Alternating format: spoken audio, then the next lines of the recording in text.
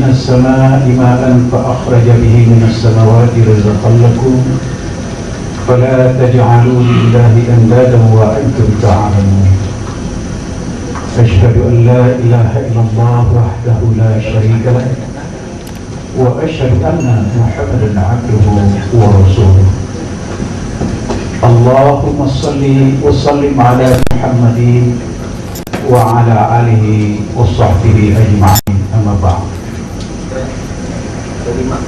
Yang terhormat Menteri Hukum dan Hak Asasi Manusia Republik Indonesia Bapak Haji Patrialis Akbar SH, yang terhormat Menteri Agama Republik Indonesia,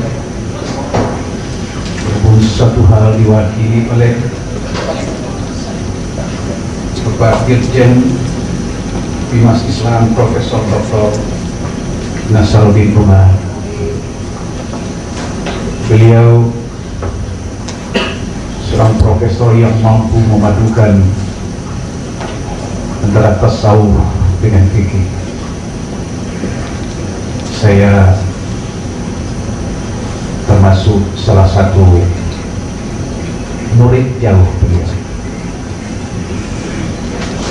Yang mulia Ketua Majelis Ulama Indonesia, yang mulia Duta Besar Iran, para undangan, ibu-ibu, bapak-bapak, saudara-saudaraku sekalian, keluarga besar Nabi Muhammad SAW. Pertama-tama kita panjatkan puji dan syukur kepada Allah Subhanahu wa Ta'ala. Salawat dan salam semoga senantiasa tercurah bagi junjungan kita Nabi besar Muhammad SAW, bagi keluarganya, para sahabat kaum muslimin wal muslimah, umat Muhammad yang terpilih dan terhormat.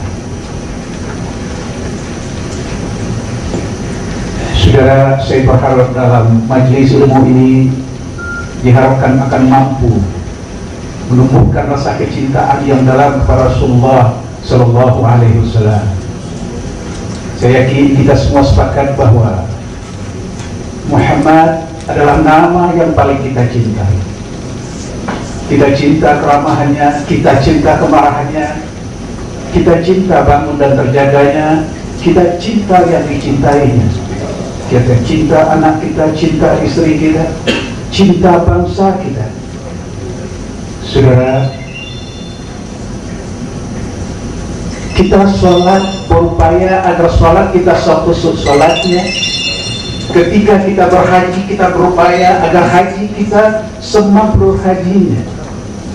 Kita diberi hidayah oleh Allah melalui diri. Meskipun kita belum pernah berjumpa dengan Rasulullah, tapi alhamdulillah hadis-hadisnya terpatri di dalam hati, karena cinta kita kepadanya tidak akan pernah mati, insyaallah. Amin ya rabbal alamin. Saudara yang terbaik, dalam membangun rasa kecintaan kita kepada Allah Subhanahu wa Ta'ala, sebagai umat Muhammad, sebagai umat Islam, maka saya telah menyusun kitab Indeks Hadis dan Syarah. Maaf Pak Prof, saya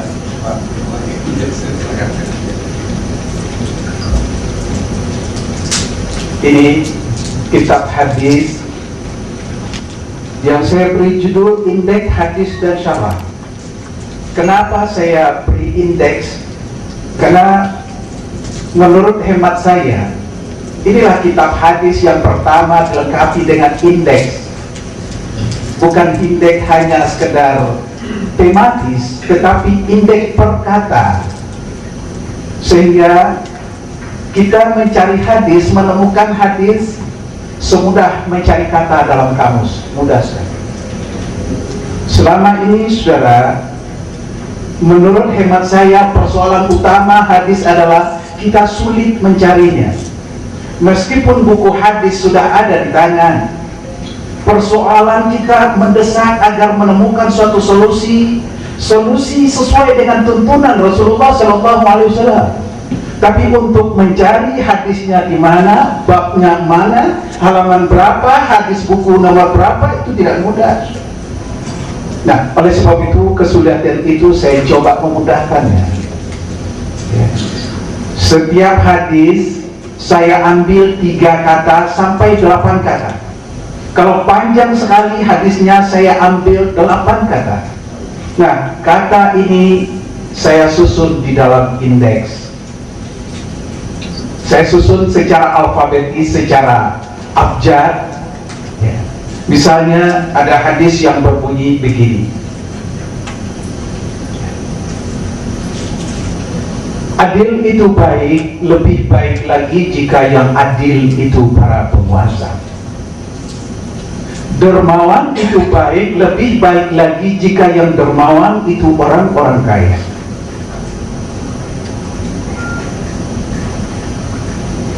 Malu itu baik, lebih baik lagi jika yang malu itu kaum wanita. Nah, saudara, dari hadis ini saya ambil 3 kata yang dianggap kata kunci lah, taruh gitu.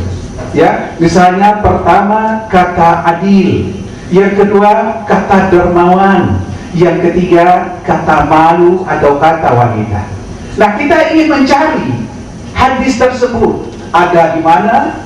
Kita mau apa yang ingat dari hadis itu? Kata apa yang ingat kita? Misalnya, oh ingat katanya ingatnya kata adil. Kita cari di A, adil. Akan ditemukan adil. Adil itu baik, lebih baik lagi titik. Lihat buku sekian, halaman sekian, hadis nomor sekian. Kita buka langsung ketemu. Jadi saudara, insya Allah alhamdulillah sekarang ini mencari hadis semudah mencari kata dalam kamus. Ya, apa yang kita ingat tentang salah satu dari kata hadis itu? Kalau misalnya mungkin di kata itu tidak ketemu, kita bisa cari di kata dermawan, atau kita bisa cari di kata malu. Saudara yang berbahagia, menurut komentar-komentar yang telah memiliki buku ini, ya berbagai macam komentar. Salah satu saya ingin sampaikan komentar itu datang dari Ibu Aisyah Bagawi. Beliau itu adik Gus Dur. Saya yakin semua kita tahu beliau. Ya, ketika beliau jumpa dengan saya, beliau tanya, Pak Ustaz, buku Pak Ustaz sudah terbit yang baru? Iya Bu, sudah. Kok saya nggak kasih tahu? Ibu tahu dari mana? Saya tahu dari teman saya sudah punya. Oh ya, maaf, bukan saya nggak mau ngasih tahu, cuman belum, saya bilang. Ya, belum. Kalau gitu, tolong dikirim saya, kata ibu. Baik Bu, Ibu mau dikirim berapa set? Ya, tolong saya dikirim 10 set. Ah, saya bilang, 10 set untuk apa Bu? Banyak betul. Ya, karena seluruh keluarga besar saya harus punya masing-masing. Tiap rumah itu harus punya kitab indeks hadis dan syarah. Andai kata keluarga saya punya persoalan, apakah itu dalam persoalan apa saja dalam kehidupannya, insya Allah dia dengan mudah mencari solusi, ya sesuai dengan tuntunan Rasulullah SAW. Ya, nah saudara, dan salah seorang dosen, bukan dosen, guru di Al-Azhar, dia mengirim SMS kepada saya, dan SMS itu sangat menyentuh hati saya. Tapi secara singkat ingin saya sampaikan bahwa dia bilang, saya membaca kitab hadis Buya, ya. Begitu saya baca satu hadis, lalu saya baca arti dan syarahnya, itu lalu tumbuh dorongan kepada saya untuk membaca hadis yang lainnya. Nah saudara, ini memang sengaja saya membuat yang demikian, ya, karena saya berharap kalau seandainya Bali itu indah, ya, nah semua orang menginginkan untuk sampai di Bali. Ketika dia hendak menuju Bali, ya baru di jalan saja dia melihat, Masya Allah, pemandangan yang indah. Di jalan saja sudah demikian indah, apalagi kalau sampai di Bali. Nah, saudara, kira-kira itulah yang ingin saya capai. Rasanya walaupun tidak 100%, tapi sebagian tercapai apa yang saya inginkan. Oleh sebab itu, saya menyusun kitab hadis ini dan saya pilih hadis-hadis yang kontekstual, yang berkaitan dengan kehidupan kita sehari-hari. Ya, itu saya pilihkan, lalu saya beri syarahnya. Dan di syarah ini saya bermain, ya, saya berupaya ketika orang membaca syarah seakan-akan seperti layangan ditiup angin, dirayu angin. Semakin kuat rayuannya, semakin layangan membubung tinggi ke atas. Semakin ia baca hadisnya, semakin tumbuh keinginannya untuk membaca hadis yang lainnya. Itu yang ingin saya salah satu yang ingin saya capai. Rasanya hal itu cukup tercapai, ya, dan saya merasa bersyukur. Tentu bukan saya yang berhak untuk menilainya, tapi orang-orang yang telah membaca tentang hadis ini. Saudara yang berbahagia, pertama tadi tentang indeks. Ini kelebihan hadis karena dia mudah mencarinya. Yang kedua tentang syarah. Syarah ini menurut saya hadis itu, saudara, tidak ada, bahkan banyak yang bersifat tamsil, yang bersifat perumpamaan. Misalnya, saudara, ada sebuah hadis yang berbunyi, sesungguhnya wanita itu dilihat dari depan seperti setan, dari belakang seperti setan. Jika seorang di antara kamu melihat wanita yang membuat hatimu tertarik kepadanya, maka hendaklah engkau kembali pula temui istrimu, karena hal demikian mampu meredam apa yang bergejolak di hatimu. Nah, saudara yang berbahagia, kata-kata seperti setan ini adalah tamsil, perumpamaan. Apa sih maksudnya? Dibuka di syarahnya, oh ini maksud Rasulullah seperti setan. Pantasannya kalau kita melihat seorang wanita, meskipun istri jauh lebih cantik daripada dia, tetapi rangsangan ya terhadap apa yang kita lihat itu tetap ada. Rupanya setan telah mempermainkan kita. Nah, saudara, ada suatu penjelasan. Jadi dengan ada penjelasan ini, insya Allah kita memahami hadis seperti yang dimaksud oleh Rasulullah Sallallahu Alaihi Wasallam. Saudara, ada sebuah pengalaman seorang pemuda sebetulnya yang belum begitu lama dia menikah, tetapi dia sudah punya anak. Satu hari dia terlambat pulang karena lembur, saudara. Ya, saat dia pulang, dia menggambarkan bahwa istrinya akan menyambut dengan penuh kerinduan. Tapi ternyata begitu sampai di rumah tidak seperti itu yang dia terima. Justru istrinya cemburu berat, ya. Dia dicuekin. Padahal ada hasrat sebagai seorang laki-laki yang ingin, ya, dia tunaikan, ya, hasrat biologis tentunya. Tapi karena ia menyadari karakter istrinya, oh istri saya cemburu rupanya, kalau begitu saya tidak mau memaksa dia daripada nanti terjadi yang lebih besar lagi, ya. Maka malam itu dia tertidur, ya. Nah, saudara, begitu subuh, karena sholat masjid agak jauh, lalu dia bangun istrinya, dia sholat subuh berjamaah. Setelah selesai sholat, lalu dia bilang sama istrinya, "Ma, ini ada pesan dari Rasulullah untuk mama," kata istrinya. Kata suaminya. Istrinya kaget, "Ah, pesan dari Rasulullah untuk mama?" Iya. Mau papa bacakan atau mau mama baca sendiri? Ya, kata istrinya, "Tolong papa bacakan, mama pengen dengar." Dia sudah melupakan marahnya.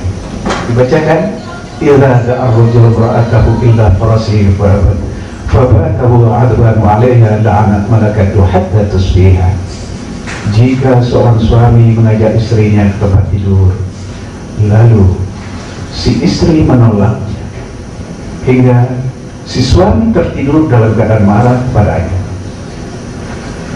maka para malaikat melaknat wanita itu sampai pagi. Hadis riwayat Muslim. Kalau di buku saya kalau saya tidak salah nomornya. Ya. Nah, saudara, begitu dia dengar penjelasan pesan Rasulullah, dia langsung cium tangan suaminya, minta maaf dia. Pak, maafkan mama tahu. Ya, kewajiban bangsa sebagai seorang pembina rumah tangga, ya, untuk menjelaskan kepada mama. Oleh sebab itu, Pak, kalau begitu, mulai saat ini, kalau ada persoalan kita, mari kita cari solusinya. Apa sih solusi menurut Rasulullah SAW? Itu alangkah indahnya rumah tangga yang demikian, saudara. Itu yang ingin saya capai dari ini. Tapi paling tidak saya telah mencoba untuk memulainya. Meskipun ada kritikan dari sana sini, itulah tanda kecintaan seseorang terhadap agama. Dia mengkritik sesuatu yang walaupun itu belum pasti kebenarannya, tapi semua kritikan akan kita terima dengan baik sebagai untuk kita membuat yang lebih baik di masa yang akan datang.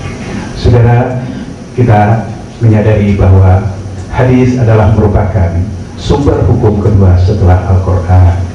Ya, hadis yang memerintah, Al-Quran yang memerintahkan, hadis yang menjelaskan. Al-Quran perintahkan salat, bagaimana salat dijelaskan oleh hadis. Al-Quran perintahkan puasa, bagaimana puasa dijelaskan oleh hadis. Oleh sebab itu, hadis adalah interpreter dari Al-Quran. Ya, Al-Quran dan hadis jangan dipisahkan. Ya, kalau hadis yang bertentangan dengan Al-Quran, maka itu wajib kita tolak. Ya. Saudara yang berbahagia, itulah kira-kira uraian singkat dari saya.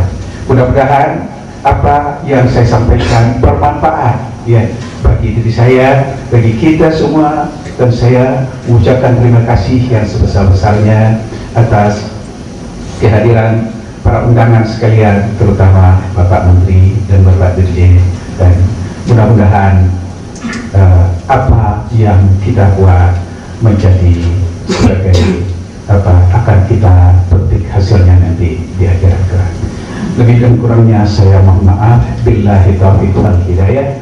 Assalamualaikum warahmatullahi wabarakatuh.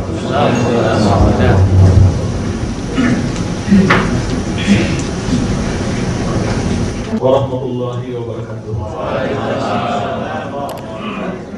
Innal hamdalillah nahmaduhu wa nasta'inuhu wa nastaghfiruhu wa na'udzu billahi min shururi anfusina wa min sayyiati a'malina. May yahdihillahu fala mudilla lahu wa may yudlil fala hadiya lahu. Asyhadu an la ilaha illallah wa asyhadu anna Muhammadan abduhu wa rasuluh la nabiyya ba'dahu. Amma ba'du. Yang saya hormati orang tua kita, Bapak Profesor Nazri Adlani. Beliau adalah tokoh bangsa yang sudah lama saya kenal. Kemudian yang saya hormati Bapak Kiai Haji Khalil Firman. Mohon maaf, saya dulu Pak, harusnya Bapak dulu. Saya jam 10:30, mungkin nggak lama-lama karena ada sidang kabinet. Ya. Yang saya hormati sahabat saya Profesor Nasruddin Umar, Dirjen Bimas Islam, ini teman seperjuangan dan saya bangga dengan beliau ini. Tentu yang berbahagia dan saya banggakan saudara saya Ustadz Muhammad Hafiz Caniago and the Excellency Mr. Muhammad Ali Rabbani, Consular of the Islamic Republic of Iran. Welcome. Dan tentunya semua kita, bapak-bapak dan ibu-ibu sekalian yang saya cintai, syukur alhamdulillah, segala puji tidak pernah putus-putusnya kita persembahkan kehadirat Allah Subhanahu wa Ta'ala, Tuhan yang Maha Kuasa. Bahkan sampai hari ini insyaallah kita juga mendapat satu anugerah yang luar biasa, sesuatu yang amat kita banggakan dan kita syukuri, di mana salah seorang dari hamba Allah insya Allah telah mendapatkan satu ilham yang betul-betul menakjubkan kalau menurut amatan saya, di mana saudara kita Bapak Haji Muhammad Hafiz Caniago berhasil menghimpun satu petunjuk, satu hadis yang merupakan bagian dari contoh-contoh yang diberikan oleh Rasulullah, kalimat, sikap, tindak, tauladan yang diberikan oleh Rasulullah dibuat demikian rupa secara sistematis. Dan saya sudah membaca indeks hadis dan salah ini, di mana selain daripada hadis juga disandingkan dengan beberapa kalimat-kalimat firman Allah yang merupakan syarah, dan bahkan juga ada penjelasannya, sehingga memang kita akhirnya betul-betul sangat mudah mencari satu nas yang kita butuhkan, dan dengan petunjuk-petunjuk itu pun juga kita bisa kembali membaca indeks-indeks yang ada dalam Al-Quran, kita padukan. Saya kira ini bukanlah sesuatu pekerjaan yang sangat mudah. Pekerjaan ini hanya bisa dilakukan tentu hanya dengan petunjuk Allah, dan itu tidak bisa juga dilakukan oleh semua orang. Setelah saya membaca, saya merasa bangga Pak Hafiz, merasa syukur pada Allah. Ternyata Pak Hafiz Caniago bisa memikirkan ini, dan ini adalah sesuatu yang bisa kita dapatkan. Saya ingin mengucapkan selamat pada Pak Hafiz dan kawan-kawan tentunya yang ada di dalam buku itu. Semoga apa yang Pak Hafiz Caniago berikan kepada kita, tidak hanya kepada kita, tapi juga tentu kepada umat Islam secara keseluruhan. Insya Allah ini merupakan bagian dari amal ibadah dari Pak Hafiz, dan tentunya kita yakin betul bahwa setiap tetesan tinta, setiap detik aliran darah, aliran jantung Pak Hafiz memikirkan, menulis hadis-hadis ini, insya Allah ini merupakan bagian dari saving, ya, simpanan Pak Hafiz untuk mempersiapkan hari-hari yang lebih bahagia kelak di yaumil akhir. Dan insya Allah Pak Hafiz, ketika Pak Hafiz, dan tentunya juga kita berharap kita semua dengan membaca hadis-hadis ini, dengan memahami isinya tentunya, insya Allah mudah-mudahan kelak pada saat kita di alam barzah, Pak Hafiz ketika mau dihisab oleh malaikat, semua tulisan-tulisan, buku-buku indeks hadis ini insya Allah akan membantu Pak Hafiz khususnya dari segala sisa neraka.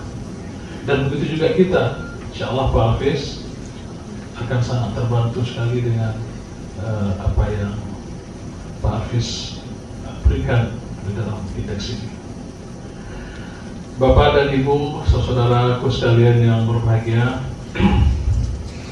tentu kalau kita bicara tentang masalah hadis adalah sesuatu yang memang tidak bisa lepas dari kehidupan kita, dan pasti kita tidak akan menjadi seorang muslim yang baik, bahkan tidak akan menjadi seorang muslim, bukan hanya yang baik, kalau kita tidak mengakui adanya hadis Rasulullah SAW. Karena dalam Al-Quran selalu disandingkan ayat Al-Quran, atiullah wa atiur rasul. Ini ada dua kalimat yang menurut amatan saya tidak pernah dipisahkan oleh Allah. Itulah bagian dari komitmen syahadat kita. tentunya pemahaman kita pada Al-Quran tentu juga diikuti dengan pemahaman kita dengan hadis. Saya alhamdulillah juga punya perpustakaan Pak Hafiz, dan saya memiliki semacam satu kumpulan Al-Quran dengan terjemahan hampir di seluruh dunia. Saya punya itu. Saya juga menikmati pada masa-masa tertentu, mungkin juga tidak tiap hari, saya ke perpustakaan saya buka dari negara manapun, alhamdulillah sejuk hati kita.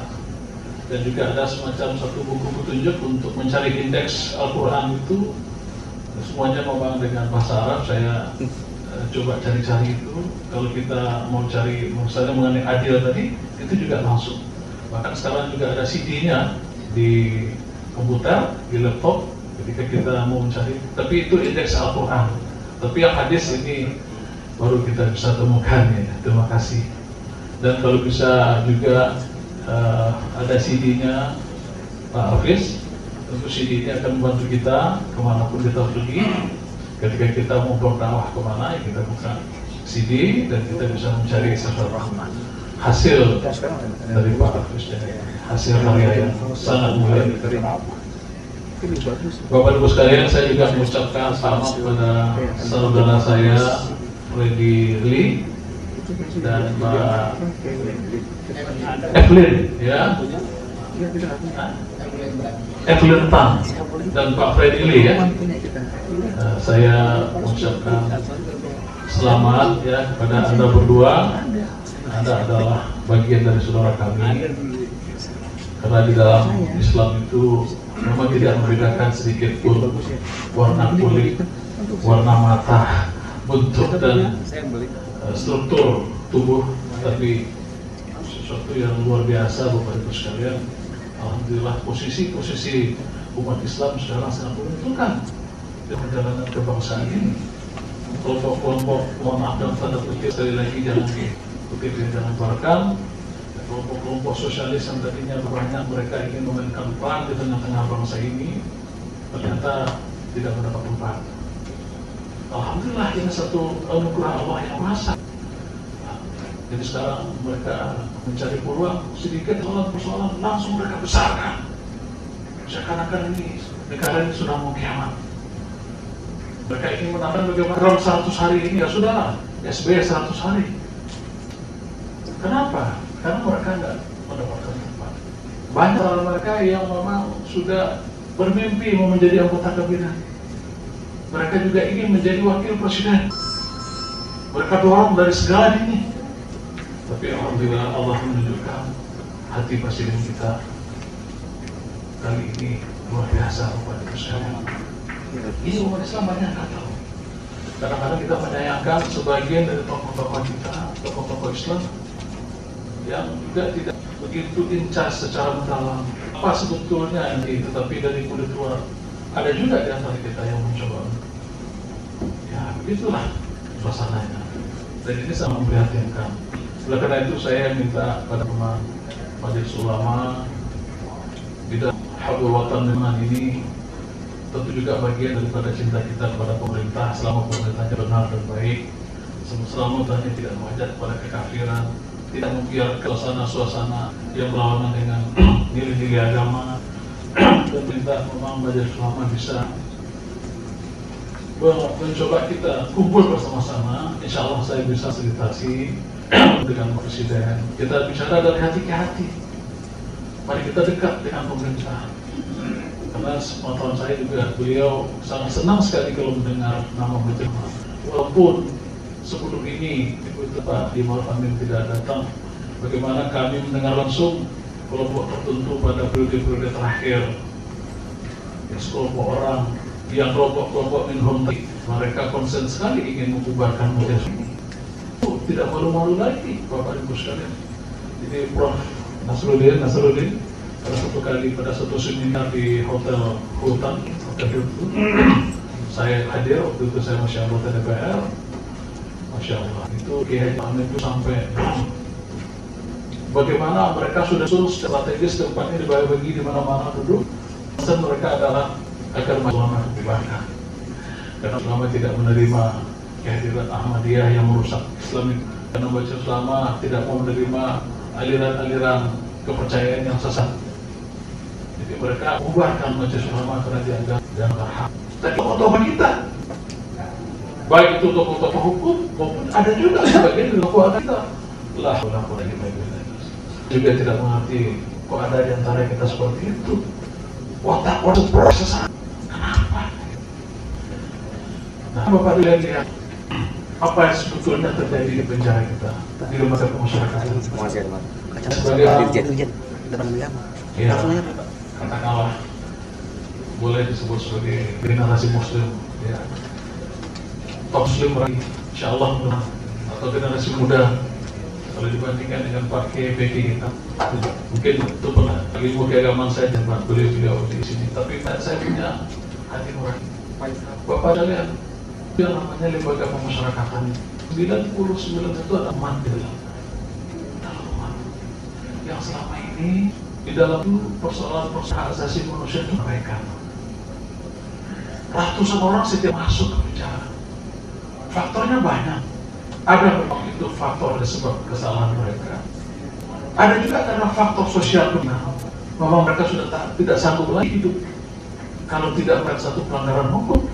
Mereka muncul di sini karena mereka ingin surprise, mereka ingin hidup. Anak-anak di bawah 10 tahun, 15 tahun, nenek-nenek juga ada, ibu-ibu yang mereka masuk ke dalam tapi meninggalkan anaknya juga banyak di luar.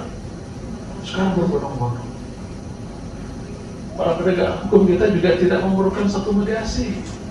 Mereka melihat orang salah secara membabi buta, tas, ini kamu muncul masuk penjara. Dia nggak tahu apa faktor-faktor di belakang itu. Sekali lagi ini jangan disiarkan. Saya bicara dengan Kapolri, saya bicara dengan Jaksa Agung. Saya bilang Pak Kapolri dan Pak Jaksa Agung, bahkan juga dengan Bapak Presiden. Ini penjara kita sudah nggak muat. Manusia di situ udah kayak ikan sepat. Ini tidurnya susah. Walaupun di beberapa lembaga pemasyarakatan ada yang bagus, tapi juga tidak banyak. Tapi umumnya, saya bilang bagaimana kalau anak-anak yang di bawah 10 tahun, yang di bawah 12 tahun, ya, di bawah 15 tahun, kalau mereka muncul itu buat jangan dimasukin ke penjara, jangan dihukum begitu. Kita carikan alternatif. Misalnya mereka tahan dulu di kantor polisi 10 hari. Nanti kita carikan jalan keluar di panti-panti sosial, pesantren, kegiatan sosial kemasyarakatan. Atau mama kita bimbing di situ. Kita carikan jalan keluar. Jangan kamu maling, kamu langsung diproses verbal, langsung ditahan, langsung serahkan jaksa menuntut, hakim putus. Apa kebahagiaan yang kita ingin ambil dari mereka? Bapak Ibu, lebih kurang 5.000 orang anak-anak di dalam penjara hari ini. 5.000 orang. Masya Allah. Saya melaporkan ini kepada Presiden. Tahanan sekarang kita hampir 150.000 orang. 35% diantaranya adalah narkoba. Dan 95% sampai 98% itu adalah umat. Akankah kita umat Islam mau menonton?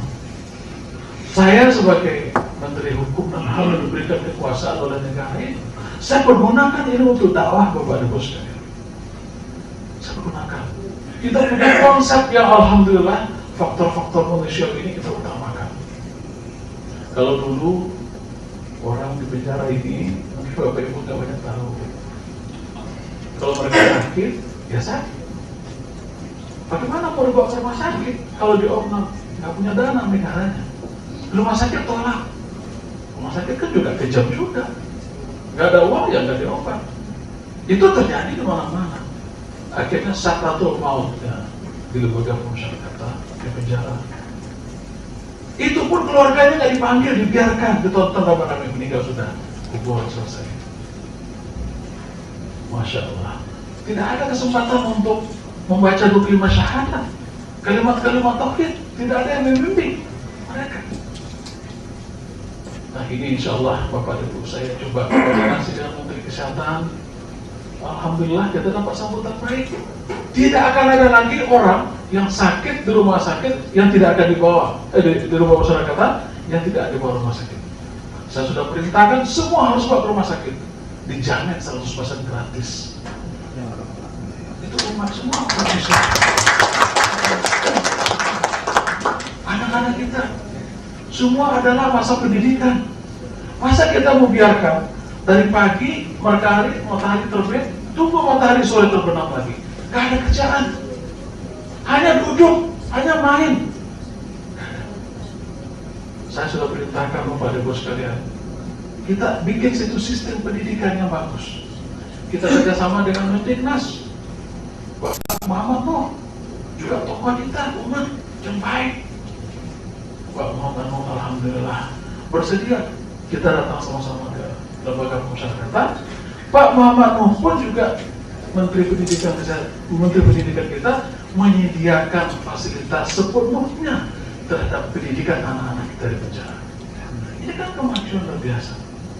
Saya minta di beberapa tempat anak-anak yang beragama Islam, saya minta kepada kakak seluruh Indonesia, usahakan datangkan guru-guru mengaji supaya mereka keluar hafiz Al-Quran. Hafiz Al-Quran Pak, dia target. Tapi banyak orang nggak sedang dengan itu. Sekarang Bapak Ibu sekalian, para tenaga kerja kita, tenaga kerja itu 90% juga umat. Mereka pergi ke luar negeri, ya mereka harus menjual kambing, menjual sawah untuk biaya. Begitu bikin paspor gak ada uang, jual dulu kambing, jual dulu sapi. Itu umat. Saya bilang kepada Bapak Presiden, Pak, harusnya orang-orang begini kita berikan hadiah. Mereka mau keluar negeri, nggak mau repotkan kita di sini. Devisa besar. Kalau gitu apa konsepnya saudara menteri? Saya bilang, Pak, saya punya konsep, izinkan saya memberikan paspor gratis kepada mereka. Maka diizinkan oleh Bapak Presiden, berikan paspor gratis. Saya juga merinding. Bahkan untuk perbaikan lapas tadi langsung Bapak Presiden bilang, Ibu Menteri sediakan uang 1 triliun, berikan ke Menteri Hukum dan HAM membangun lapas di Indonesia. Banyak hal yang kita bisa lakukan, dan itu adalah semuanya umat, kepentingan umat kita. Nah jadi tolong hati-hati juga. Majelis Ulama saya kira boleh juga memanggil para tokoh-tokoh kita untuk bertukar pikiran.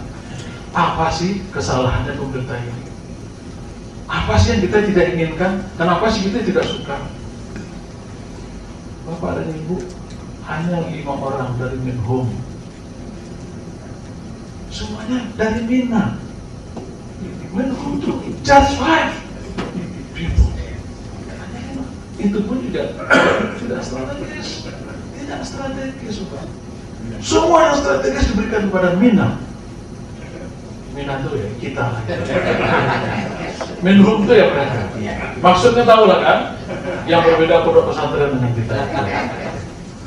Jadi, kenapa kita juga pasti Menhum? Nah jadi saya sekali lagi nanti ingin dialog Pak Kiai, Khalil Ridwan, Pak Kasdani, Pak Nasruddin Umar ini kan tokoh kita. Memang harus kita sering-sering ketemu. Jadi kalau boleh nanti sekali waktu kawan-kawan kita dari Majelis Ulama seluruh Indonesia, kalau perlu ya mungkin satu provinsi kita datangkan 2 orang, kemudian dari Siti berapa orang, kita tentukan waktunya. Semua fasilitas itu insya Allah difasilitasi oleh Menteri Hukum dan HAM. Saya ingin menjembatani saja Pak, supaya kita dekat dengan Presiden. Jangan jauh kita, jangan jauh. Kalau jauh kita dengan pemerintah gak ada gunanya. Justru kalau kita memberikan dukungan penuh, statement-statement Majelis Ulama mendukung pemerintah, tapi kan pemerintah kita memang baik, bukan pemerintah zalim. Tentu ini akan ada penguatan untuk bangsa dan negara kita. Ada penguatan insya Allah.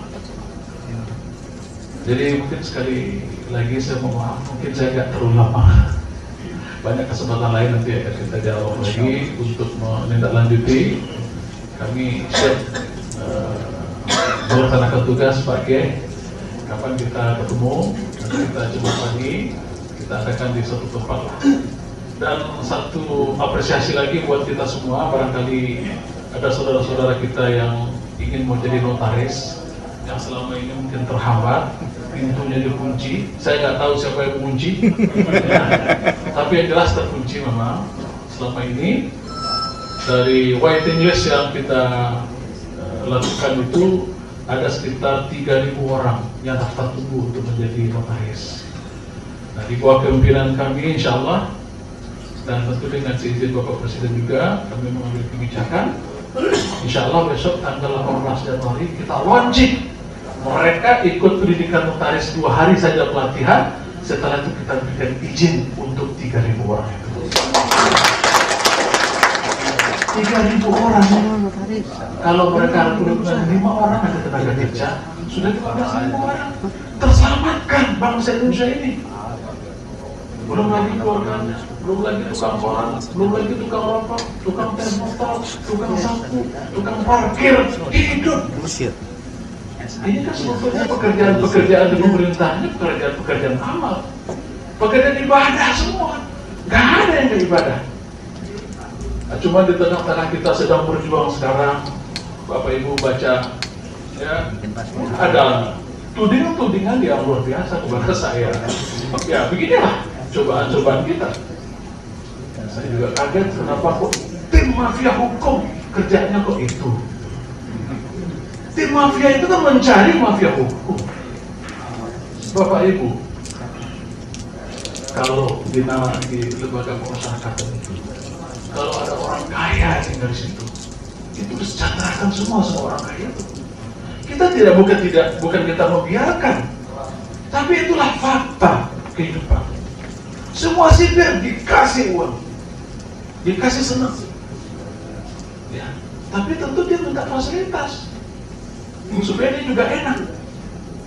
Sipir-sipir itu SK-nya itu sekarang dipampat, hidupnya susah, tak sanggup, cuma 8.500 uang makannya. Anaknya ada, dari mana dia dapat duit halal? Gak mungkin gitu kerja tempat yang lain. Jadi banyak pengusaha-pengusaha yang masuk penjara selama ini, mama diberikan kesempatan untuk buka usaha. Bukan berarti kita membiarkan 1-2 orang keistimewaan. Nah, ini memang pro kontra, tapi itulah kenyataan. Sekarang ini tidak memberontak saja Pak narapidana, itu sudah mukjizat luar biasa. 1 orang sipir mengawasi sampai 100 orang. Masya Allah. Mana mungkin sipir yang kecil itu mampu menghadapi kalau ada terjadi gejolak besar? Gak mampu. 1-2 orang mati itu sipir langsung. Mujizat. Saya jalan kemana-mana, mereka buka baju, gak tahan panas di dalam penjara itu. Jadi ini semua berat tantangannya. Bukan pekerjaan yang gampang seperti yang dikomentari oleh komentator-komentator yang bicara seenaknya. Sangat subjektif. Sangat subjektif. Bicara memang enak. Inilah kita siang malam. Kami 18 jam satu hari tugas. Karena niat kita adalah ibadah. Saya begitu ditunjuk jadi Menteri Hukum dan HAM, Bapak dan Ibu sekalian. Yang saya lakukan pertama sekali adalah sujud syukur kepada Allah. Dan saya berdoa jadikan ini amal ibadah. Dan sampai hari ini saya nggak pernah pesta pora, Bapak. Wah, syukuran besar-besaran. No, nggak ada. Di dalam Islam itu nggak ada. Syukur hanya kepada Allah. Ya, mudah-mudahan tolong saya dibantu. Jadi kalau ada ya kekurangan wajar lah sebagai manusia.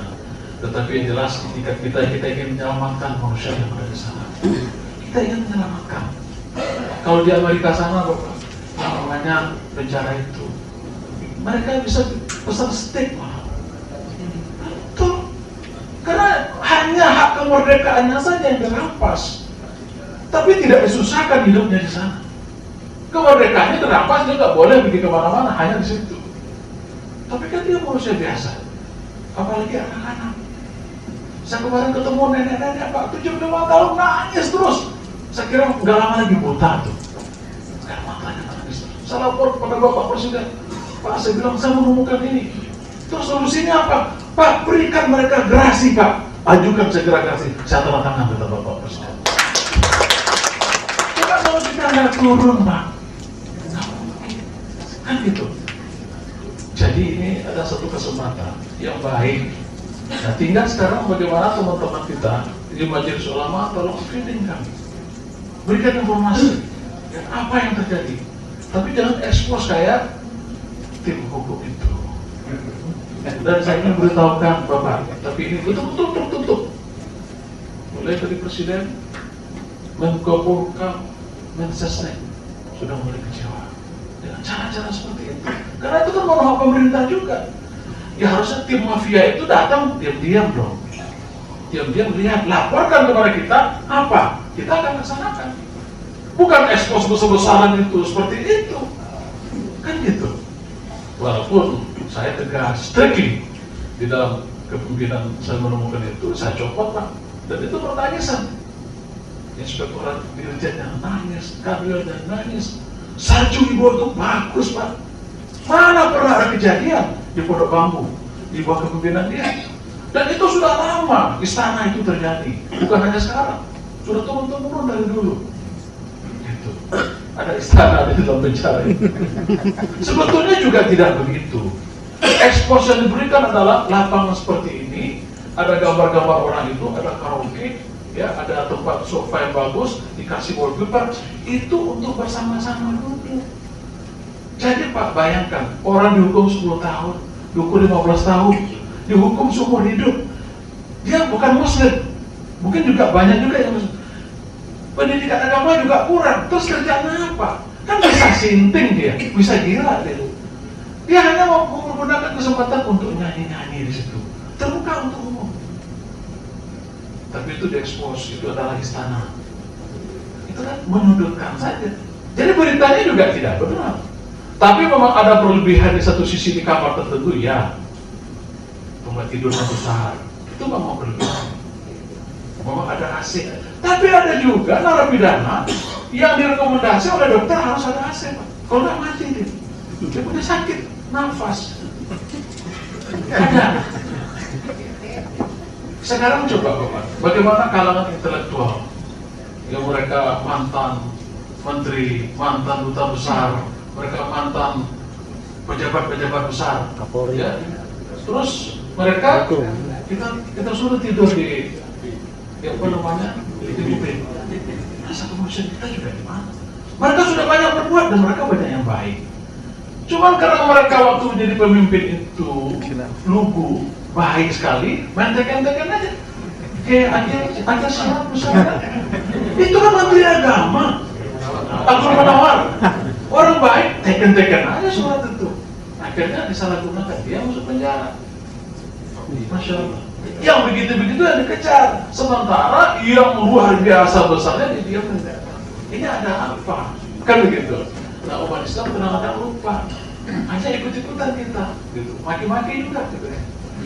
Jadi sekali lagi saya mohon maaf. Jam 11 ternyata. Inilah kondisi yang kita alami. Pak Hafiz sekali lagi. Selamat ya buat Pak Hafiz, kemudian ini menjadikan amal ibadah buat Pak Hafiz dan kita semua. Sekali lagi saya sekaligus mohon izin sebagai langsung pergi. Wabillahi taufiq wal hidayah. Wassalamualaikum warahmatullahi wabarakatuh. Alhamdulillahilladzi fadlana ala sa'iri khalqihi bi ta'limil ulumi wal bayan. Wassalatu wassalam ala nabiyyina Muhammadin asrafil anam wa ala alihi wa ashabihi kiram amma ba'd. Yang kita cintai dan kita muliakan Dirjen Bimas Islam Profesor Dr. Nasruddin Umar, Bapak Menteri udah pulang, Eksistensi yang kita muliakan juga sudah pulang, Duta Besar Iran, Kiai Haji Adilani yang muhtaram Ketua MUI beserta penulis yang kita cintai dan kita banggakan, hadirin dan hadirat sekalian. hadis kesuciannya dan kemuliaannya hanya 1 derajat di bawah Al-Quran, sehingga sebagian ulama menghukumkan, dan Imam Al-Bukhari yang bukan orang Mekah, bukan orang Madinah, tapi orang Uni Soviet ya waktu itu, Al-Bukhari itu mendapatkan nama yang sangat mulia karena Sahihul Bukhari menjadi kemuliaannya di bawah Al-Quran. Tidak ada kitab buku yang lebih mulia daripada yang lain semuanya kecuali Al-Bukhari. Tidak terhitung lagi. Setiap penerbit yang mau mencetak ulang Sahihul Bukhari harus bayar kepada keluarganya royalti, saya sudah tidak terhitung lagi. Dan itu sudah ribuan kali cetak ulang. Tidak ada satu buku yang ditulis ratusan tahun yang lalu, tapi sekarang masih dicetak ulang, dikembangkan. Tapi itulah buku-buku hadis.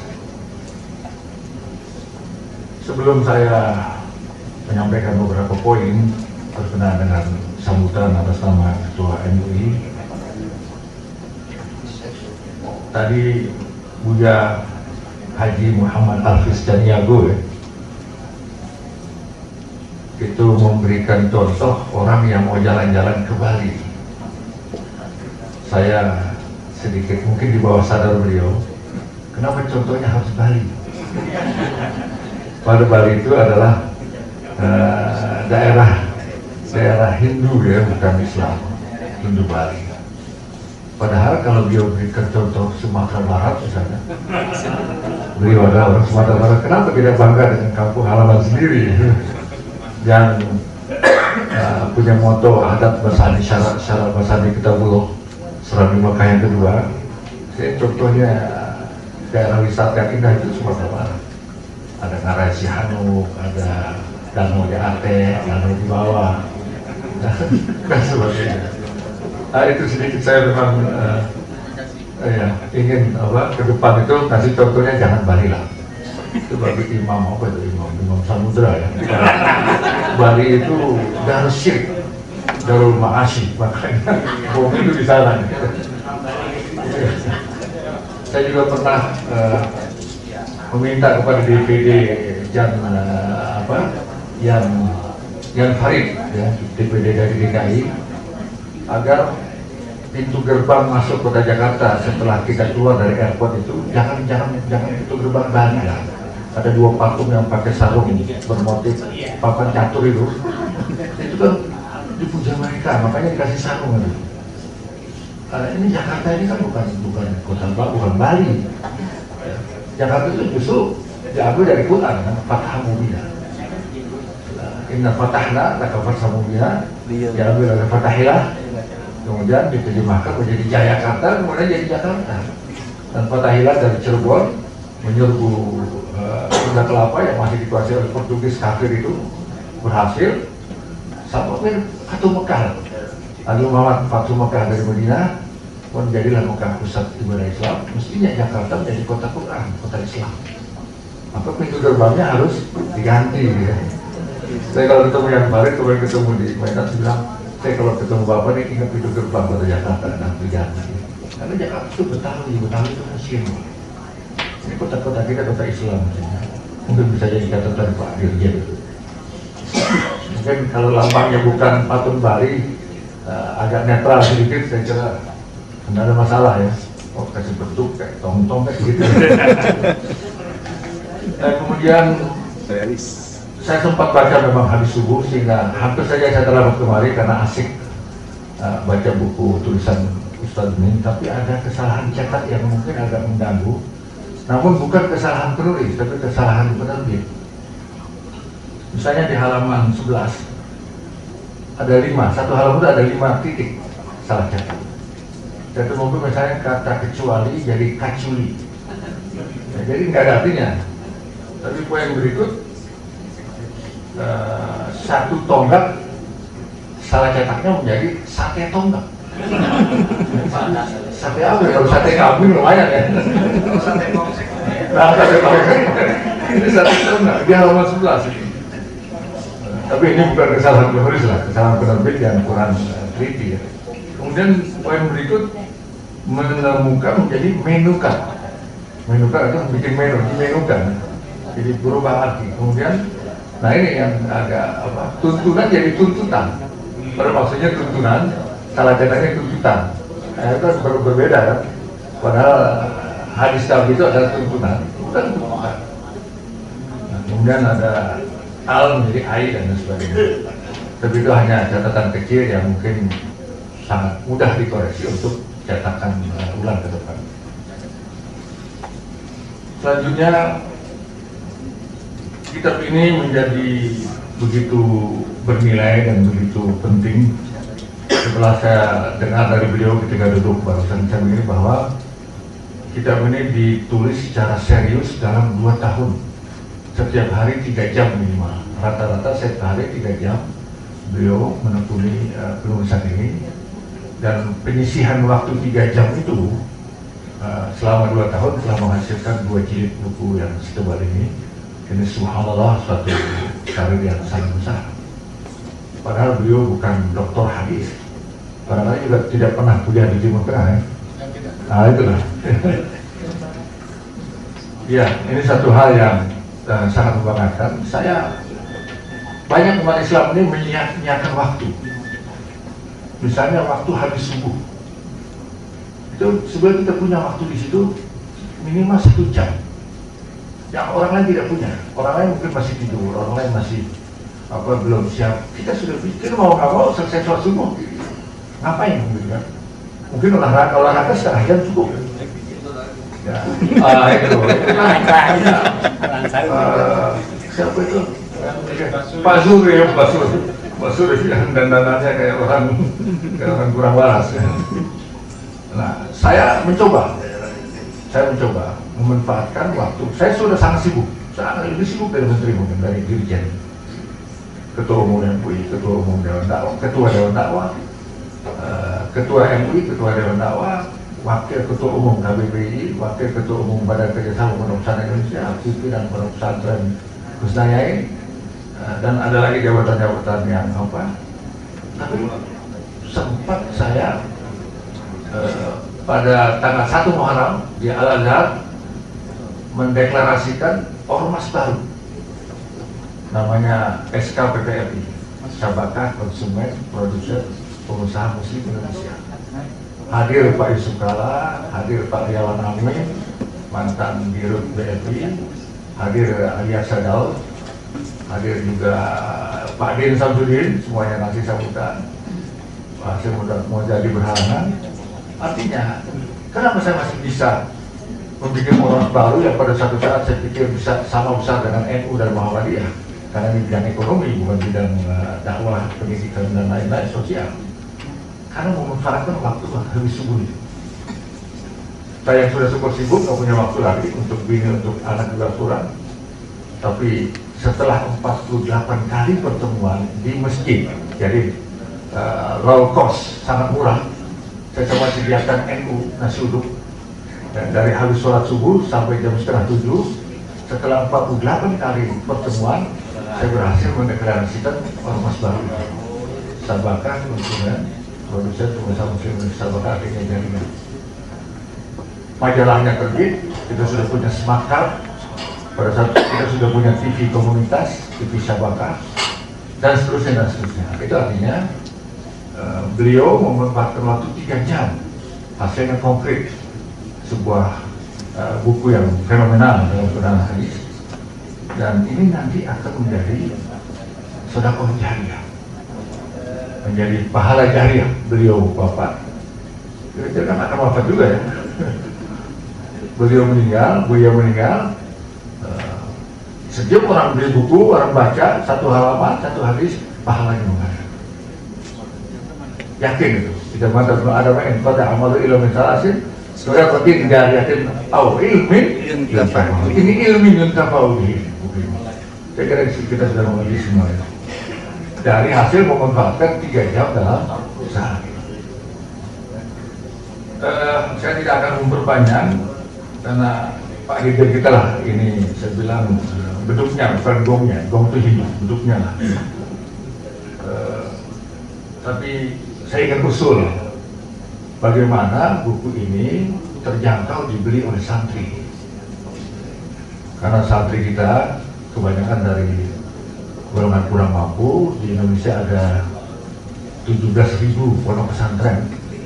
Kalau rata-rata 300 orang saja, pesantren berapa ratus ribu santri itu mestinya bisa memiliki buku yang sangat fenomenal ini. Nah, ini mungkin ada Pak Dirjen apa disubsidi atau bagaimana. Ini harganya Rp350.000. Saya kira bagi santri cukup tinggi ini, ya. Bagi saya aja udah tinggi juga ini, untuk dikasih gratis. Nah, itu bagaimana supaya bisa lebih rendah, apakah dibagi-bagi 2 jilid menjadi 6 jilid, kemudian dicetaknya tidak edisi Lux, sehingga bisa dimiliki oleh jangkau oleh kantong mahasiswa dan kantong santri.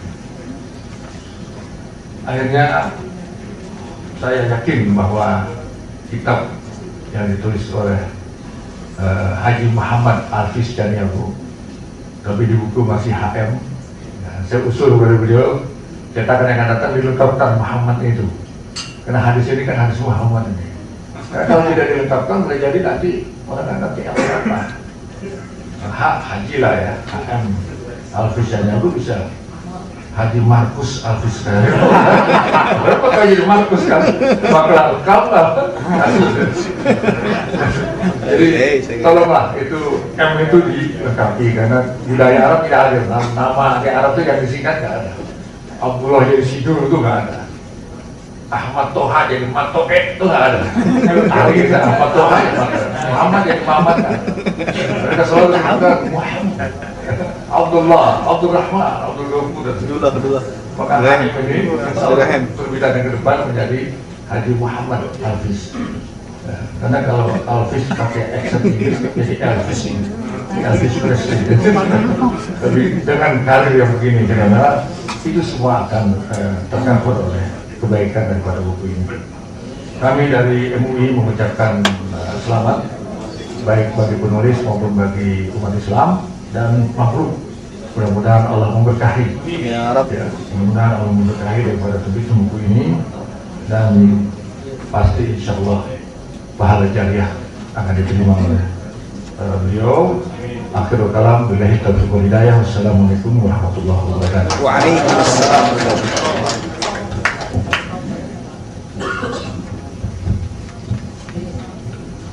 Bapak dan Ibu sekalian yang berbahagia, selanjutnya mari kita dengarkan sambutan Menteri Agama Republik Indonesia yang pada kesempatan ini diwakili oleh Dirjen Bimas Islam Profesor Dr. Haji Nasaruddin Umar.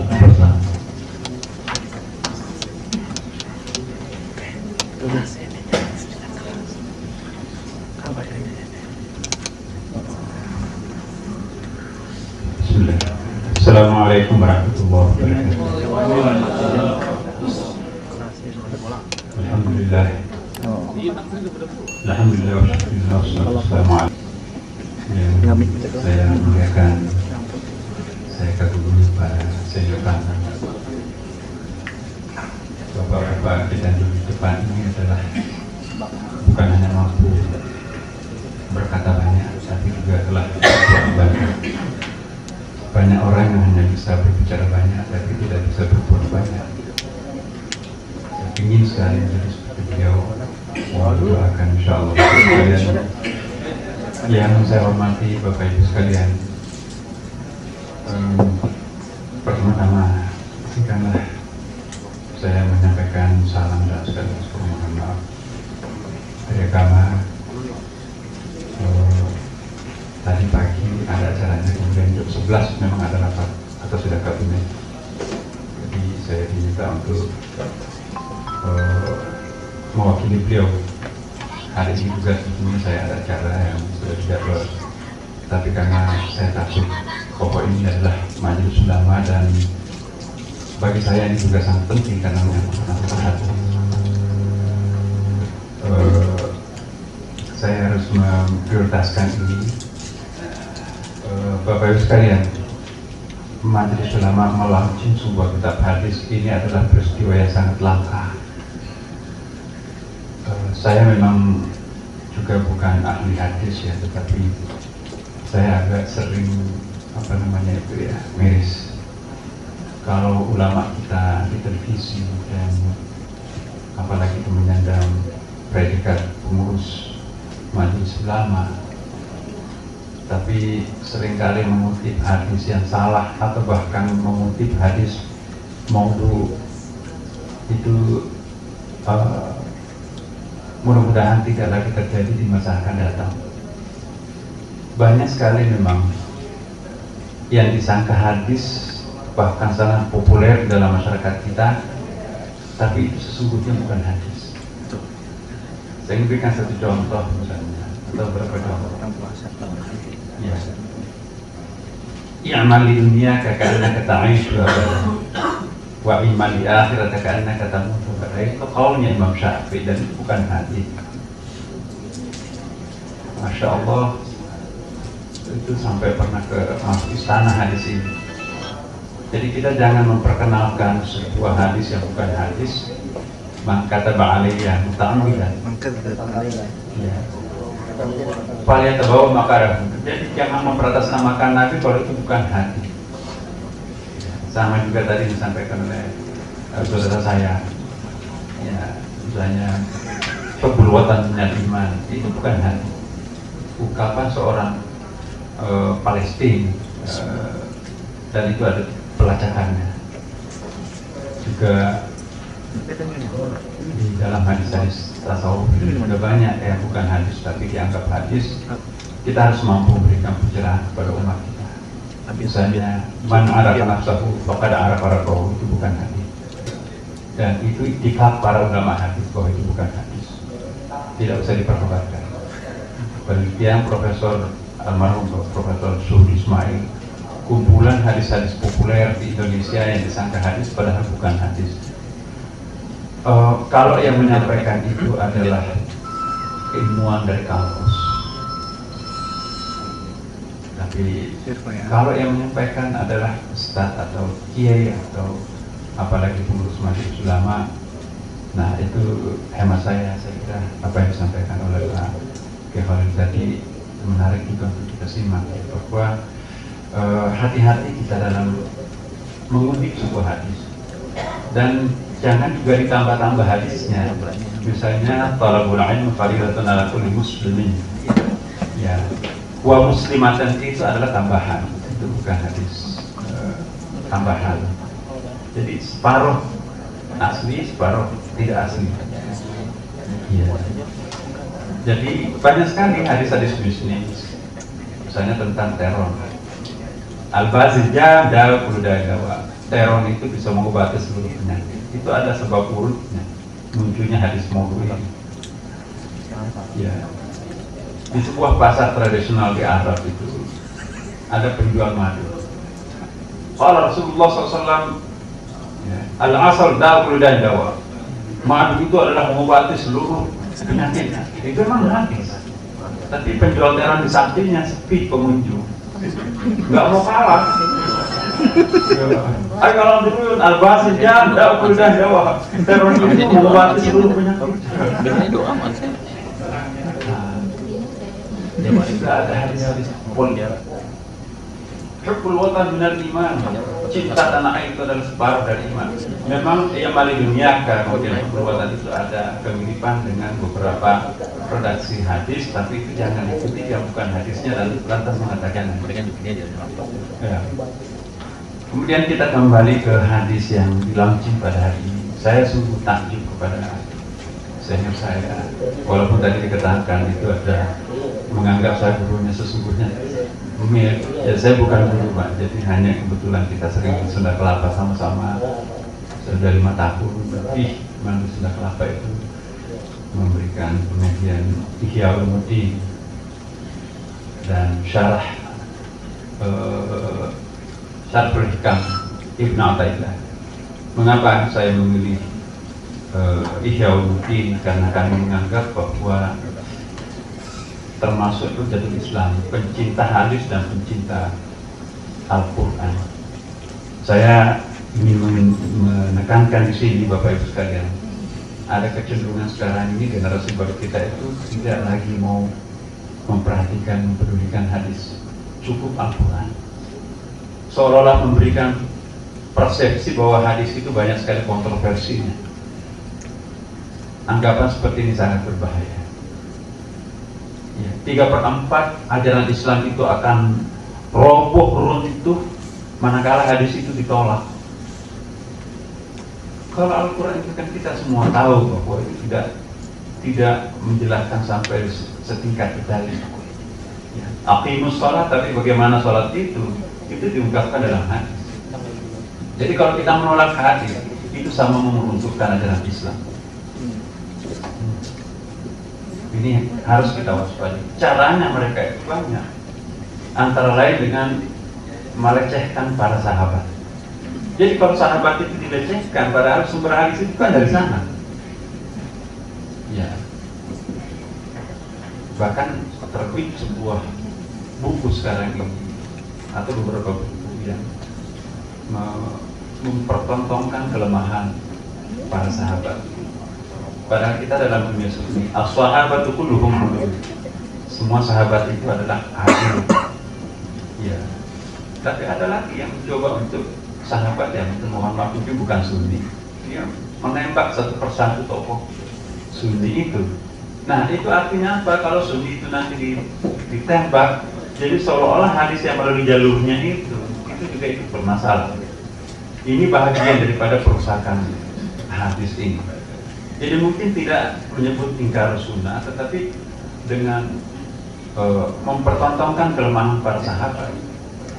Nah, itu juga sama dengan bagian dari upaya untuk melemahkan, meruntuhkan, bahkan juga menghapus kewibawaan. Mohon maaf Bapak Ibu sekalian kalau saya menyampaikan hal ini karena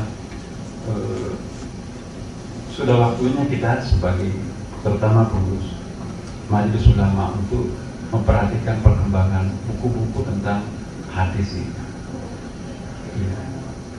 Memang kita perlu kritis terhadap sahabat, kritis terhadap tabi'in, tetapi langkah-langkah kritis kita itu jangan diadreskan pada suatu hal untuk pokoknya kita cukup Quran saja. Karena mereka menganggap bahwa hadis itulah banyak sekali sumber-sumber yang menghambat kemauan mereka. Nah, ini misalnya memang seperti yang saya sampaikan, yang baca tadi bagus sekali ya syarat-syarat singkat itu. Tetapi mungkin lebih penting lagi kalau seandainya akan muncul edisi barunya Pak Kiai, itu ada sedikit ulumul hadis singkatnya. Ya, jadi ulumul hadis itu penting.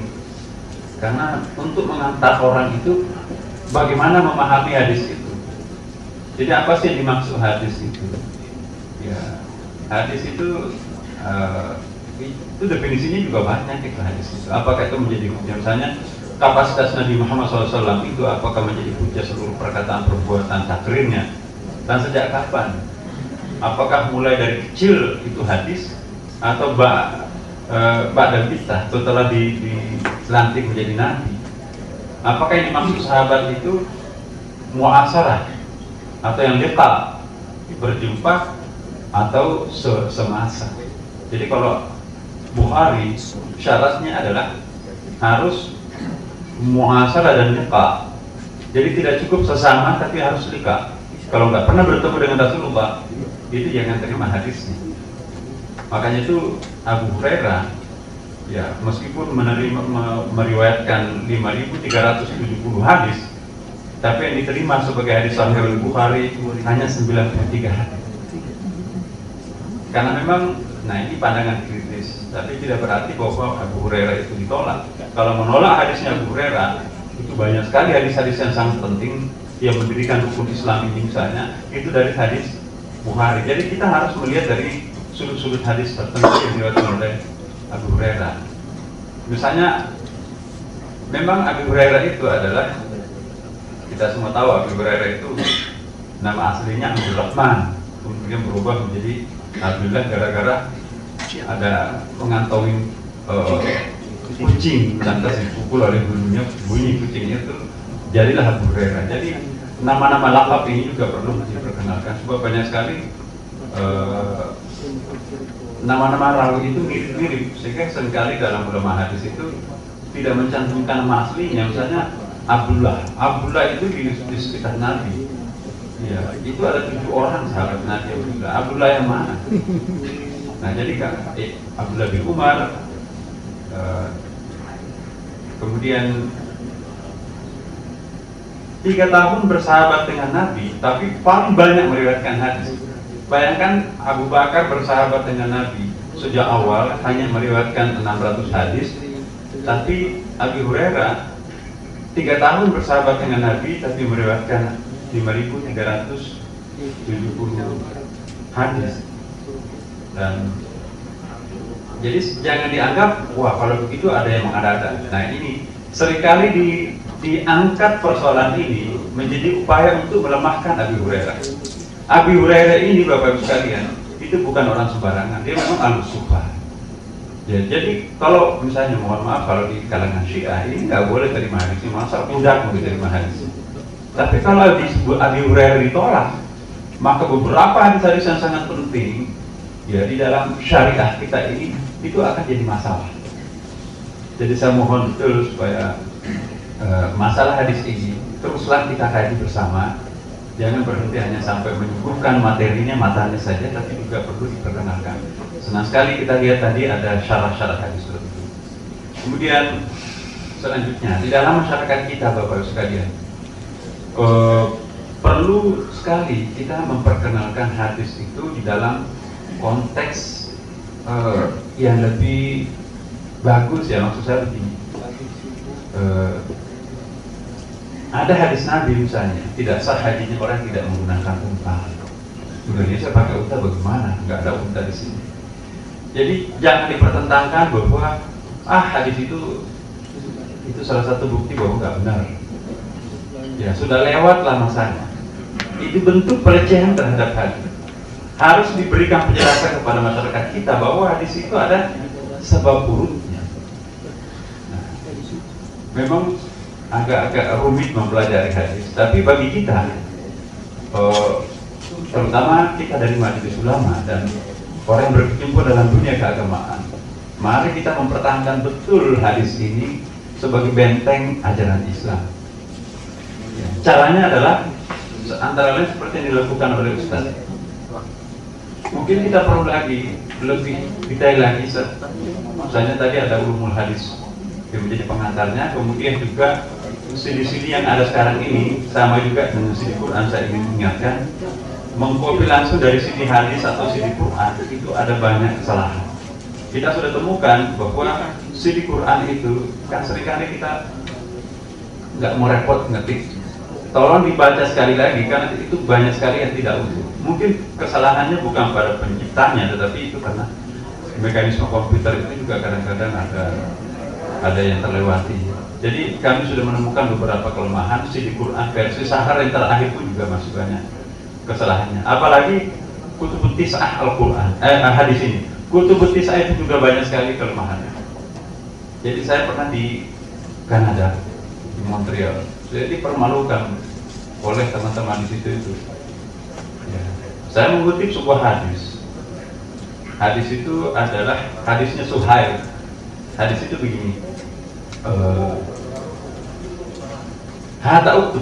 Kesinilah tulislah perjanjian itu, perjanjian Hudaybiyah kan. Jadi kalau orang Islam yang ditangkap di Madinah, di Mekah, ya dipenjara di situ. Tapi kalau orang kafir Quraisy ditahan di Mekah, di Madinah, kembalikan ke sana. Kemudian uktub Bismillahirrahmanirrahim diganti uktub Bismillahirrahmanirrahim. Itu. Hadza ma qada alaihi Muhammad SAW dirubah oleh Suhail. Hadza ma qada alaihi Muhammad bin Abdullah. Di dalam hukum resmi seperti ini, dia ada salah seorang orang Indonesia. Inilah dia kalau produk lokal seperti ini. Jadi saya memang adalah alumni UIN Jakarta, bukan alumni luar negeri, bukan Amerika, bukan Kanada. Kebetulan produk itu saya visiting sudah 1 tahun. Dipermalukan di depan. Kami sudah membaca semua CD hadis, tidak ada hadis yang dikutip oleh Pak Nasruddin itu. sampai dikatakan itu lagi kualitas Indonesia. Bagaimana mereka bisa menjadi pembicara di Kanada ini. Dan saya yakin betul bahwa saya buka hadisnya di dalam kitab Sahih Bukhari saya itu jilid pertama itu halaman bagian terakhir ada hadis itu. Tapi begitu dicek di dalam indeks CD itu nggak muncul memang. Nah, untungnya sebenarnya 2 hari. Ya udah, saya nggak bisa membantah karena waktu itu saya nggak bawa kitab hadisnya, ada di Indonesia kan. Saya ke perpustakaan, alhamdulillah ketemu hadis itu dan saya fotokopi hadis itu dengan sampulnya Sahih Bukhari. Saya bagikan kepada para peserta seminar. Jadi tidak perlu saya membalas, saya cukup berikan bahwa apa yang saya kutip kemarin adalah itu lebih valid. Jadi kita jangan terlalu mengandalkan teknologi komputer. Ya, lebih baik kita lihat aslinya. Saya punya museumnya, tapi saya lebih suka kalau buka sendiri. Lebih asli kalau pakai museum yang orang Belanda itu daripada museum hadis yang di komputer. Kami menemukan beberapa kesalahan. Nah, apa yang disampaikan oleh Ustaz untuk kebutuhan dakwah kita itu sangat penting. Dan yang terakhir dari saya adalah mohon pada siapapun di antara kita di sini untuk kalau perlu memberikan kontribusi terhadap penulisan hadis. Itu tadi saya masih melihat temanya, teksnya daftar indeks itu masih sangat terbatas ya. Itu kalau kutubut tis'ah diindekskan semua mungkin memerlukan puluhan jilid itu. Dan itu salah satu cara untuk mengaktualkan hadis. Karena ada kecenderungan kita hanya membaca hadis-hadis terjemahan. Hadis-hadis terjemahan itu kan dipilih-pilih yang pendek-pendek. Lihatlah misalnya Syekh An-Nawawi atau lihatlah misalnya bukunya Riyadhus Shalihin Nawawi, itu kan memang ya hanya 1-2 hadis yang panjang, tapi pada umumnya hadis-hadis pendek itu. Nah, kalau kita baca Sahih Bukhari, Sahih Muslim, itu banyak sekali hadis yang berhalaman-halaman dalam satu hadis. Tapi ini nggak populer di Indonesia. Jadi yang populer di Indonesia itu adalah hadis-hadis pendek-pendek yang gampang dibaca. Padahal di dalam hadis-hadis panjang itu banyak sekali yang sangat penting di situ. Iya. Jadi kita jangan bangga kalau hanya mampu membaca terjemahan terus menyalahkan orang lain. Ya, coba kita lihat semantiknya juga. Ya, seperti Pak Keholik, itu saya kagum terhadap beliau bahwa apa yang disampaikan itu adalah konsisten dengan apa yang tertulis dalam teks. Nah, ada kecenderungan sekarang ini teks enggak. Kalau meninggalkan teks, lantas konteksnya saja kita pegang, itu merusak ajaran itu. Tapi juga sebaliknya, jangan hanya memegang teks, tapi konteksnya dilepaskan atau sebab hurufnya. Saya ingin berikan satu contoh misalnya Bapak sekalian. Satu waktu Rasulullah SAW mau memimpin salat maghrib. Begitu mau takbir, ada salah seorang sahabatnya yang kentut di belakang. Bau sekali di masjidnya Rasulullah, dan baunya itu bau daging unta. Kebetulan sebelum itu memang ada acara makan ya di rumah salah seorang sahabat, mungkin kekenyangan ya, sampai kentut bau. Akhirnya Rasulullah mengatakan, ya terjemahannya, siapa yang makan daging unta silahkan keluar berwudu. Saling tatap menatap, tidak ada yang mau keluar. Jadi orang Arab juga malu kalau disebut. 3 kali Rasulullah, siapa yang makan daging unta karena baunya daging unta, keluar berwudu. Enggak ada. Enggak, begini maksudnya. Siapa yang kentut silahkan keluar berwudu. Siapa yang kentut silahkan keluar berwudu, itu kan enggak sah sholatnya kan. 3 kali begitu gak ada yang mau. Rasulullah merubah redaksinya, siapa yang makan daging unta keluar berwudu. Ramai-ramai yang datang ke undangan tadi itu pergi berwudu. Iya kan? Nah, ini bahaya Bapak sekalian. Kalau kita hanya pegang teksnya, siapa yang makan daging unta silahkan berwudu, itu implikasinya daging unta itu najis, tidak boleh dimakan. Malah petaka bagi orang Arab pada fase itu kalau unta itu najis. Satu-satunya binatang vital kendaraan di situ yang paling hebat ya kan. Nah, ini bahayanya kalau kita memegang matangnya hadis itu, tapi tidak memperhatikan sebab urutnya hadis itu. Jadi hati-hati kita semua, jangan sampai kita memperkenalkan matan hadis tanpa memperkenalkan konteksnya, sebab urutnya hadis itu juga bisa menambah persoalan. Nah, saya berharap bahwa kitab-kitab hadis seperti ini mungkin juga perlu saja ditambahkan sebab urutnya yang penting. Jadi tidak usah semuanya yang berimplikasi kepada takhrij, yang berimplikasi kepada hukum, itulah yang dipasang sebab urut. Sama juga dengan ayat-ayat Al-Quran, itu kan sekarang ini mungkin kalau ada yang mau melakukan itu juga bagus. Quran kecil yang kita beli di Saudi Arabia itu kan ada sebab nuzul sebelah kanan gitu kan, ada hamisnya, ada syarat-syarat kecilnya di situ, itu sangat penting. Di yang berbahasa Indonesia itu masih kurang, nggak ada malah. Karena tafsir Departemen Agama itu terlalu panjang untuk kita bawa-bawa. Nah, kalau mungkin perlu kita suatu Quran kecil bisa dibawa kemana-mana, tapi itu ada sebab nuzulnya, juga ada mufradatnya yang sederhana, terutama hadis-hadis atau ayat-ayat yang berkaitan dengan hukum. Ini sangat penting supaya nanti kita bisa memberikan pencerahan terhadap umat kita. Saya mendukung pada karya besar ini, saya sebutkan karya besar karena ini satu-satunya kitab yang lahir seperti ini. Insya Allah Pak, kalau perlu kita launching juga di tempat yang lain, bukan hanya di sini. Masa novel-novel itu di launching di beberapa tempat, karya semacam begini tidak bisa di launching di beberapa tempat.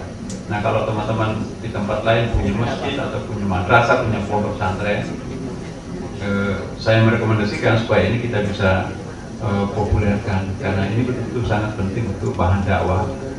Ya, terkumpul semua tema-temanya, itu sangat praktis ya. Kalau satu Ramadan itu tidak usah bawa kitab yang lain, cukup ini buku ini kita bawa, insya Allah. Saya lihat tadi itu sepintas lalu itu cukup untuk perbekalan kita untuk melayani umat kita bangsa Indonesia ini. Dan atas nama Menteri Agama menyampaikan selamat kepada Bapak dan kita semua yang hadir pada kesempatan ini. Semoga ada berkah dan manfaat untuk kita semuanya pada siang hari yang berbahagia ini. Sekian. Wassalamualaikum warahmatullahi wabarakatuh. Terima kasih. Ya, diterima dengan baik. Semoga bermanfaat adanya.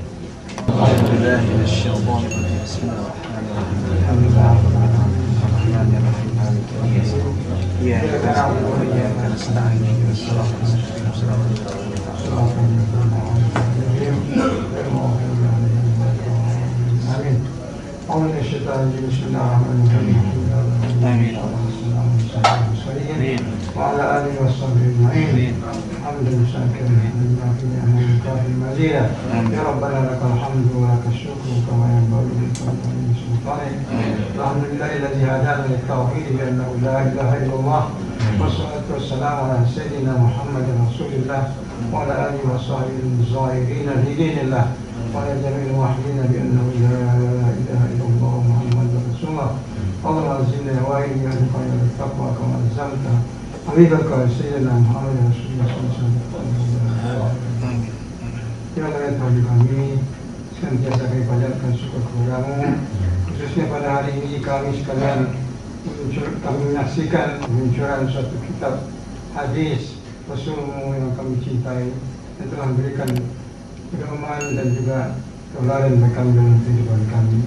Ya Allah, buku hadis ini sangat penting sekali bagi kami untuk dapat kami baca dan kami pahami dan kami amalkan dalam kehidupan kami. Ya Allah, ya Allah, ya Tuhan kami berdoa kepada semua banyak saudara kami ataupun pihak Al-Islamiyah yang telah berusaha payah untuk menyusun indeks hadis dan syarahnya ini merupakan berkah kepadamu. Ya Allah, Engkau sebarluaskan, Engkau izinkan untuk menyebarluaskan kitab hadis ini semua kiranya bermanfaat. Allahumma arinal haqqa haqqan warzuqna ittiba'ah wa arinal batila batilan warzuqna ijtinabah. Rabbana zalamna anfusana wa illam taghfir lana wa tarhamna lanakunanna wa aghfir wassalamu alayka fi dunya. Rabbana atina fid dunya hasanah wa fil akhirati hasanah wa qina adzaban nar. Wa sallallahu alaihi wa sallam Muhammadin wa alihi wa sahbihi. Alhamdulillah.